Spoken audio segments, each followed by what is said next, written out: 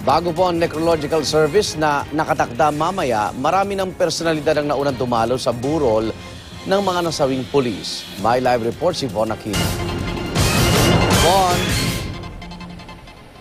Yes, Igan, talagang balot ng kalungkutan itong Camp Bagong Diwa matapos nga dumating yung mga labi ng mga nasawing miyembro ng PNP SAF dito sa multipurpose hall ng kampo. At para sa kanilang mga pamilya ay talagang ipinagmamalaki nila yung ginawang sakripisyo ng kanilang mga mahal sa buhay, bagamat mapait nga ang kanilang sinapit.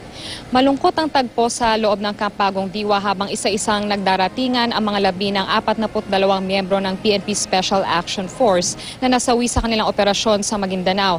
Isa-isang pinapasok ang mga labi sa multipurpose hall na sinalubong ng mga matataas na opisyal ng PNP at ng kanilang mga kasamahan sa SAF. Matapos ng 3 oras, tsaka binuksan lahat ng kabaong upang masilaya ng mga magkakaanak ang labi ng kanilang mga mahal sa buhay. Dumating naman sa burol ang presidential sister na si Chris Aquino na nagpaabot ng pakikiramay sa mga kaanak ng mga nasawi. Dumating din sina Senador Antonio Trillanes, Senador Alan Peter Cayetano, Senador Ralph Recto at Chief Justice Maria Lourdes Sereno. Ang kanilang mga kaanak, lubos man ang hinagpis at kalungkutan, ipinagmamalaki naman daw nila ang mga mahal sa buhay na nagbuwis ng buhay para sa bayan. Rowing team, yung hirap ng training namin, just to win the game ando doon, ano siya eh. Anong klase po ba siya? Very jolly siya, jolly strongman. Isa siya sa strongman namin. Strongman namin siya, buhos, napakalambing. Proud ako in a sense na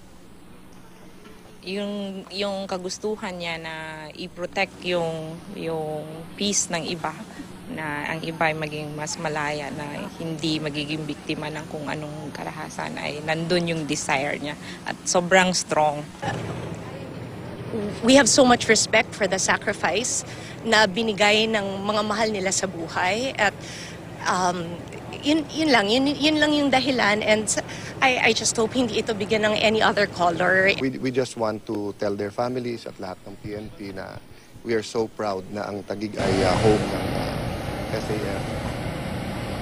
Igan, matapos nga ang necrological service mamaya na inaasahang dadaluhan ni Pangulong Aquino, ay muling bubuksan sa publiko itong burol ng mga nasawing SAF members. Pero dadaan pa rin sa security check ng kampo yung mga nais magpunta dito para makiramay. Igan? Maraming salamat, Bon Aquino.